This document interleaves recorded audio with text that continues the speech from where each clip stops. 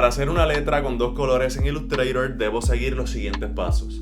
Primero voy a la barra de herramientas, activo la T, luego hago clic en mi área de trabajo, allí escribo la letra que quiero y ahora voy y selecciono la flecha negra, la cual me permite mover la letra, pero ahora voy a hacer clic con el botón derecho encima de la letra y selecciono la opción de crear contornos.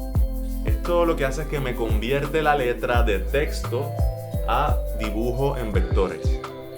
Hago clic en crear contornos y ahora cuando voy a la flecha blanca, mira que aparecen los puntos de los cuales está compuesto el dibujo.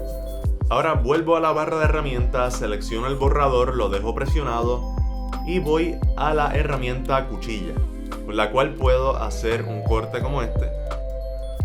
Ahora presiono desagrupar y con la flecha negra puedo separar esa pieza o seleccionarla y cambiarle el color. Hagamos el ejemplo. Luego cambio el color de la parte de abajo.